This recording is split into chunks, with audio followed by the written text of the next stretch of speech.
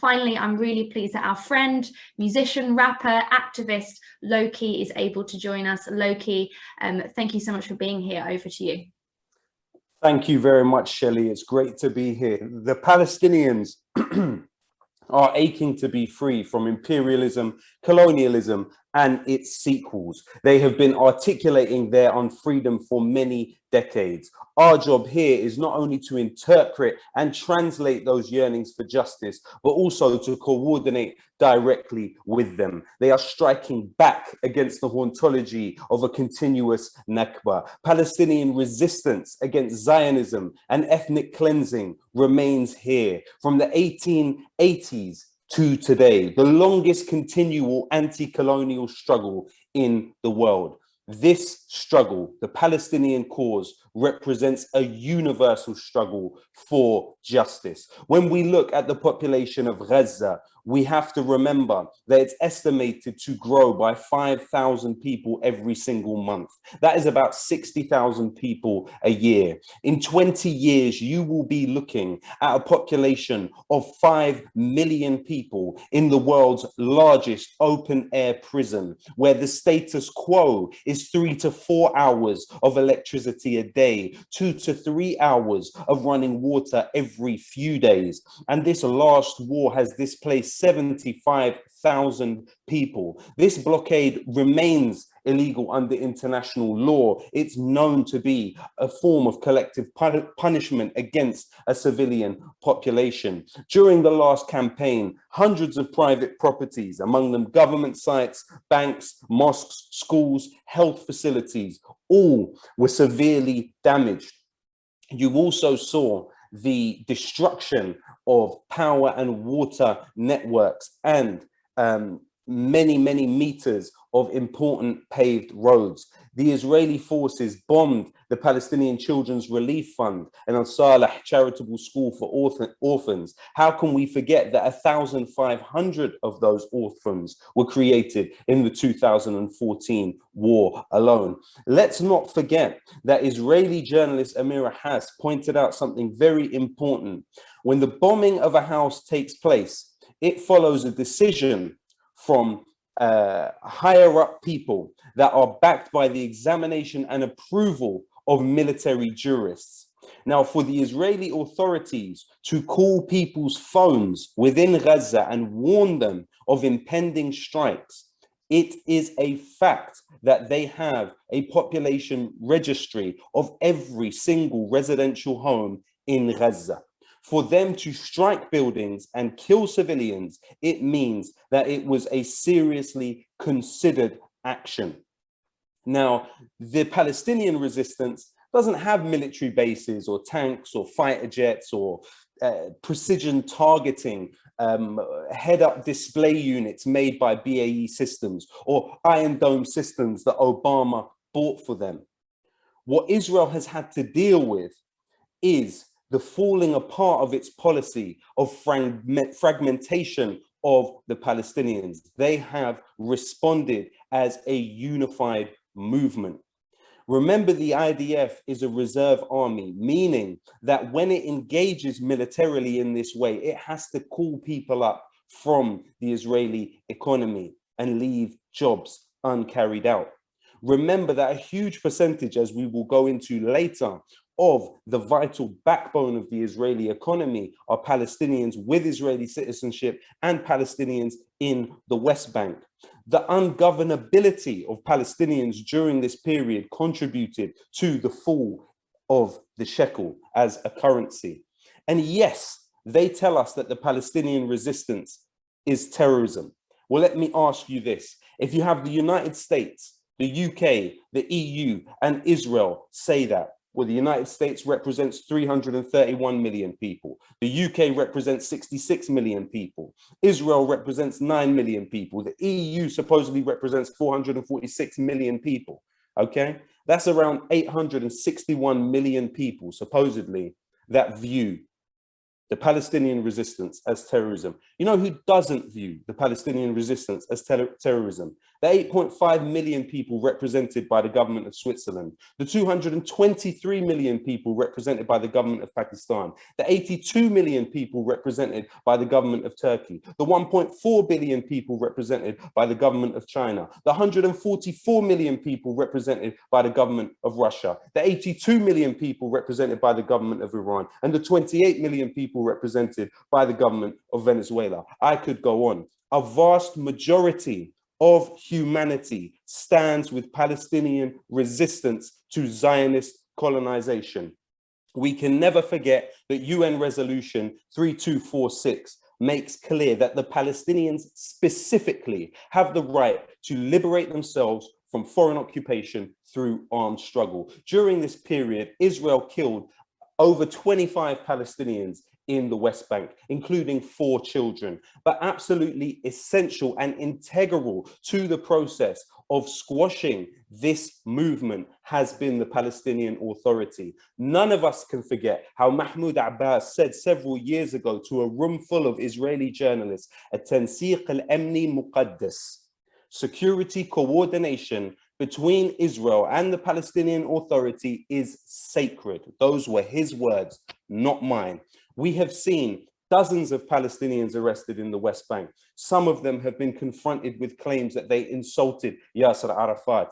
Also, we have seen Palestinian demonstrations in the West Bank squashed by tear gas from the PA. There's evidence of torture being used against Palestinians. And let's not forget that when Benny Gantz came here and met with Dominic Raab, he made clear that the Israeli aim, in Benny Gantz's words, is to strengthen the PA.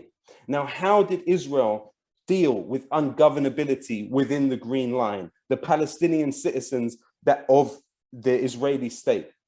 Now, they suffer from a plurality of alienations. According to legal rights group Adala, there are over 50 laws within the Israeli state that impose inequality between Palestinian citizens of Israel and Jewish citizens of Israel. The wages of Israelis, of Jewish Israelis, are 35% higher than Palestinian citizens of Israel.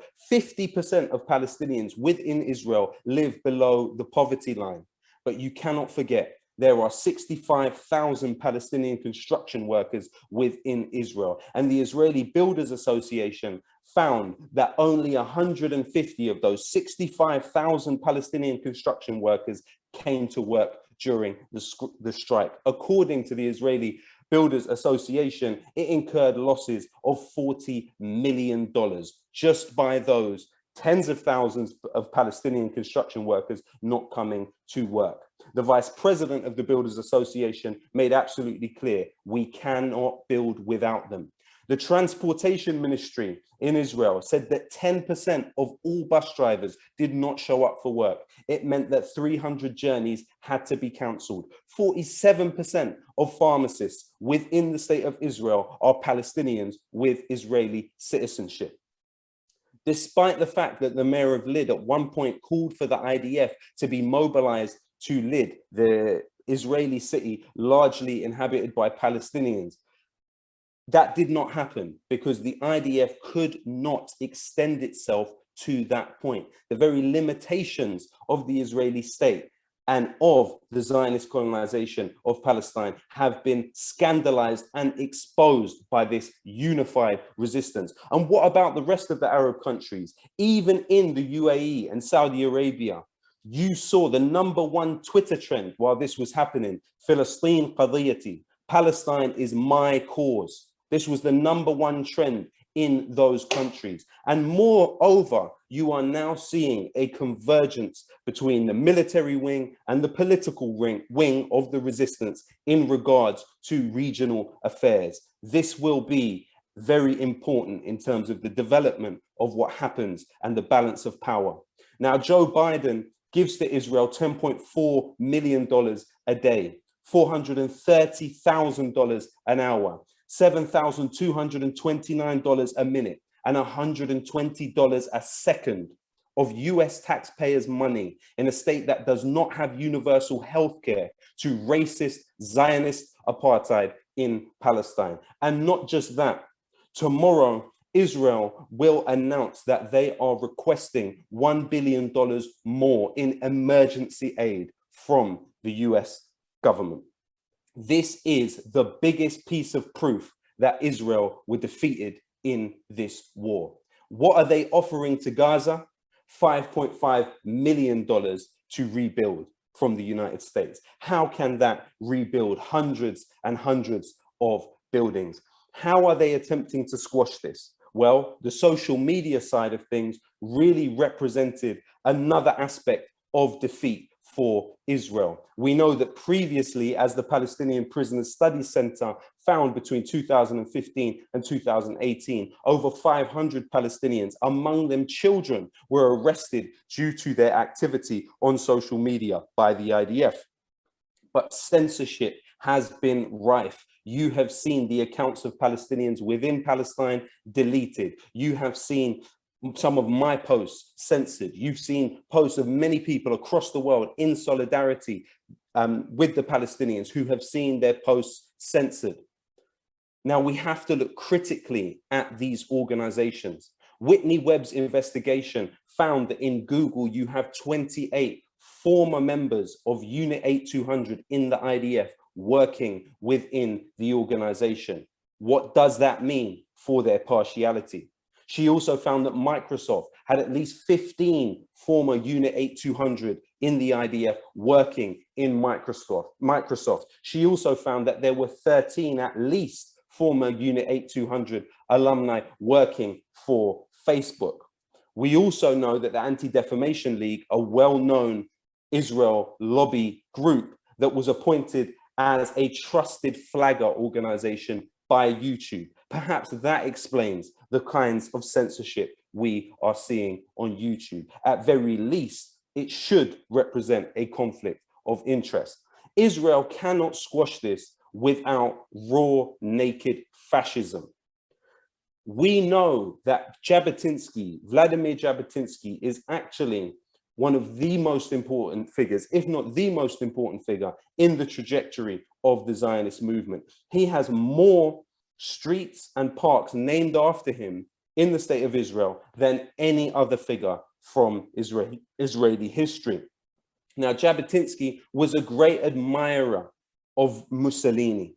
So many would look at it today and not see that much amiss with somebody like Tommy Robinson attending a pro-Israeli demonstration outside the embassy in tandem with the Israeli ambassador. When we look at who funded organizations like Middle East Forum and the David Horowitz Freedom Center that have employed Tommy Robinson in the last few years, it's quite clear. These very same organizations, from the Herzog Foundation to the Klarman Family Foundation, also funded, along with the organizations that employed Tommy Robinson, also funded Elad, the settler group in Sheikh Jarrah, which is intent on ethnically cleansing Jerusalem. We have to talk about what is happening in the schools in Britain.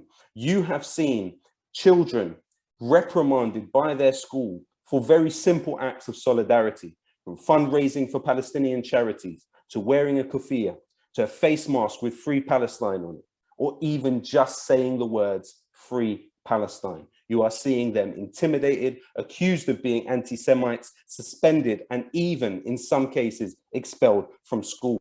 Now, how is the British state dealing with this? Well, Gavin Williamson, the Secretary of Education, pointed head teachers in a letter to 3 organizations, and I'm going to talk about 2 of them today. One of the organizations goes by the name of the Community Security Trust. Now, they receive £14 million in public funding a year, supposedly to protect Jewish communities. However, when we look closer at this organization, we can see clearly that it not only coordinates with Israel's external intelligence services, it also receives training from them. According to Anthony Lerman, founder of the Institute for Jewish Policy Research, not only does that training take place, but also the Community Security Trust has been found to be giving lists of anti-Zionist Jews to the Home Office as extreme groups. We look at the other organization, Solutions Not Sides. They are have come out of and grown out of an organization called One Voice Europe, which also receives government funding in the hundreds of thousands. Now, who is on their board? Gideon Grinstein, founder of the Reut Institute, a well-known Zionist security think tank that has been at the forefront of the global campaign to sabotage the Palestine solidarity movement. Who else is on the One Voice Europe board? Russell Mishkon, who serves as a consultant to the London legal giant Mishkon de Reya. Mishkon de Reya is one of the most important go-to law firms for Israel in mobilizing and squashing the BDS campaign. Who are the other advisors that populate this organization, One Voice Europe? Well, you have Danny Rothschild, the former Israeli military governor of the West Bank, Martin Indink, who was the US ambassador to Israel and has lobbied for Israel in the past. Are these partisan actors or not? Quite clearly, they are. Are these organizations the right people to be? And you have to even look at the framing from Gavin Williamson. Supposedly, this is to deal with an uptick in anti-Semitism at schools. That's not what happened. That's not what's happening. These children are responding to very easily evidenced war crimes and are stating who their solidarity lies with. I'm not against learning about Palestine from the perspective of Zionist actors. Moshe Dayan himself went on to become the defense minister of Israel. He put it this way: Jewish villages were built in the place of Arab Palestinian villages. There is not one single place built in this country that did not have a former Arab population. We could even learn about it from the perspective of Vladimir Jabotinsky, who put it this way: Zionist colonization, even the most restricted, must either be terminated or carried out in defiance of the will of the native population, because every indigenous people will resist alien settlers. Now, what must we do here? Let's be absolutely clear. When Benjamin Netanyahu poses in front of F-16 fighter jets that were used to destroy homes, health facilities, and other vital places in Gaza, and threatens to make an example of Gaza, remember that Britain's biggest arms company, BAE Systems, makes the HUD technology for target selection in that F-16. Britain is involved. And you know what's even worse is those components in the F-16 and F-35 could well have been built by people who are members of unions that passed BDS motions 10 years ago. It is time to put pressure on those unions and say, put your policy where your mouth is. Let's call on the NEU to stand with children in schools. Let's call on our universities who have over £450 million invested in companies involved in Israeli crimes, from weapons to illegal Zionist colonies. Let's call on those universities. Let's mobilize those students. Let's look at the £10.8 billion worth of shares in arms companies that War on Want found. The investments and the shares that exist in those arms companies that are held by financial institutions in this country, whether it's HSBC or Barclays. We have the responsibility to pressure those institutions. We must not let up, and we must play our role in this global intifada.